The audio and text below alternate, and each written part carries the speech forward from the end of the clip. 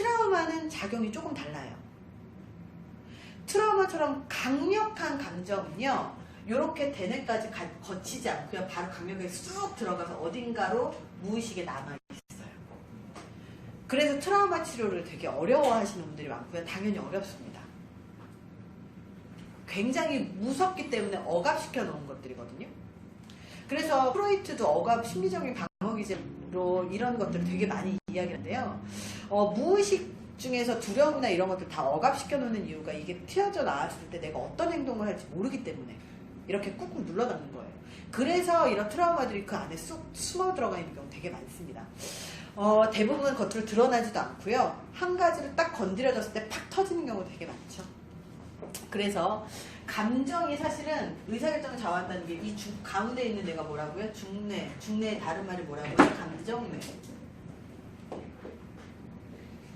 한번 생각해보세요. 위아래 연결이 되어 있는데 중간에 있단 말이에요. 그럼 이 중간을 거치지 않고는 전기신호 간다 안 간다? 안 간다. 실제로 우리가 하는 의사결정의 대부분은요, 감정이 그 기저에서 좌우합니다. 그래서 여기에 올 수 있었던 건 불안감이 되게 커서 올 수 있었던 것도 있고, 희망이 더 커서 올 수 있었던 것도 있을 거예요.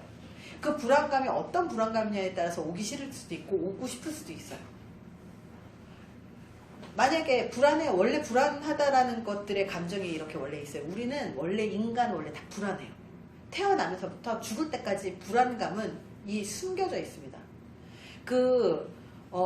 이 프로이트도 그런 얘기를 해요. 인간의 삶의 기능을 하는 것 중에 가장 중요한 게 불안감이라고 얘기하거든요. 불안이라고 합니다.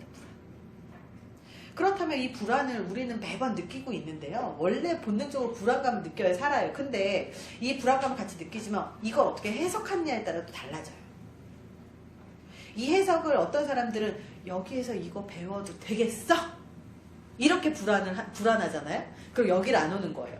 근데 이 불안감을 어떻게 해석하냐면 이거 말고 딴 거라면 다 안 되겠지? 이런 불안감을 해석하면 여기를 더 열심히 더 오게 되는 거죠. 그런 해석 기능이 좀 달라지는 거예요. 그래서 이런 감정들이 사실은 우리의 의사결정 되게 많이 좌우합니다. 그래서 우리가 갖고 있는 이런 감정들을 먼저 보셔야 돼요. 생각보다 우리는 감정을 보려고 하는 그런 것들이 좀 없고요. 감정 얘기하면 특히 여자들 같은 경우는요, 되게 취약해요. 왜 그러냐면 이성적이지 못하다 라는 느낌으로 받아들여요. 근데 실제로 멘탈이 강한 사람들은요, 자기의 감정을 충실히 읽고 그것들을 나의 삶에 이득이 되는 방향으로 도닥도닥 하면서 끌고 가는 사람들이 훨씬 더 성공해요. 원래 불안하다고 그랬잖아요. 저도 맨날 처음에 강의할 때 나 이걸로 강의 먹고 살 수 있겠어 막 이런 불안감이 맨날 있었는데, 중요한 건 뭐냐면 내가 불안감을 느낄 때마다 더 이걸 올인해야지 해서 그 불안감을 이용해서 더 열심히 일했단 말이에요. 그래서 내가 절박한 사람들이 더 성공한다는 이야기가 바로 이거예요. 절박하면 더 열심히 매달려가지고 더 열심히 공부하고요, 어떻게 하면 될 것인지 그 방법을 찾아내요. 이 불안감을 활용하는 방법이에요. 근데 어떤 사람들은 불안해서 도망가야지 그러고 도망가 버려요. 자기의 마음을 잘 모르면 그 감정을 활용하지 못합니다. 자기의 감정을 활용을 하기 위해서는 자기의 감정을 잘 알아야 돼요. 근데 자기의 감정을 알려면 이것들을 깰 수 있는 그런 시간이 되게 필요하거든요.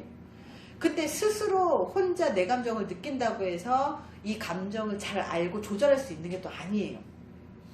실제로 심리치료에서도 가장 중요한 건 뭐냐면, 심리적인 문제들을 해결하는 거에서 가장 중요한 핵심이 뭐냐면, 심리치료자, 상담자가 얼마나 유능한지에 따라서 이 사람의 성과가 달라져요. 치료자가 유능하다라고 하는 의미가 뭐냐면, 첫 번째 잘 들어주고, 그리고 두 번째 그 사람이 하는 말의 핵심을 잘 파악해서 명료화를 잘 시켜줘야 돼요. 명료화를 시켜줘야 돼요. 명료화를 시켜준다는 게 뭐냐면, 우리가 심리학에서 상담 기법 중에서 백트래킹이라는 말이 있거든요. 백트래킹이 뭐냐면, 상대방이 뭔가를 막 말을 하면요, 아, 이렇게 한다는 말이군요 라고 되묻는 기법이 있어요. 이 되묻는 기법이 백트래킹인데, 우리는 심리 쪽을 하시는 분들은 백트래킹이라고 하진 않습니다. 명료화라고 이야기해요. 그 얘기는 뭐냐면, 자기가 뭔가 생각을 갖고 있고 감정을 느끼고 있고 거기에서 어떤 해결책 스스로 갖고 있는데 자기만 깨닫지 못하는 거 많이 보셨죠? 되게 많이 봤을 거예요. 자기만 깨닫지 못하고 남들은 다 알아요. 근데 그 상황을 보고 우리는 답답해서 너 그래서 그런 거잖아. 아니야 이러잖아요. 아니야 얘기가 안 나오게 그래서 그러신 거군요. 그래서 이런 말씀을 하시는 걸 수도 있겠네요. 반발하지 않게 명료화를 잘 시켜주잖아요. 그러면 머릿속에서 깨달아요. 맞아 그럴 수도 있겠구나.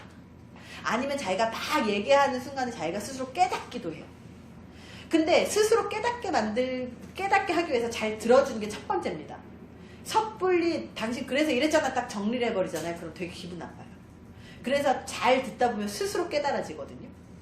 근데 막 이야기를 하다가 보면 그 끝이 어디까지 갈지 모르게 그 길게 늘어진 사람 되게 많거든요. 그래서 어느 정도 중간에 적절하게 끊어주고 그 말의 말머리를 계속 잡아주고 하는 거 상담자들이 계속 해줘야 돼요.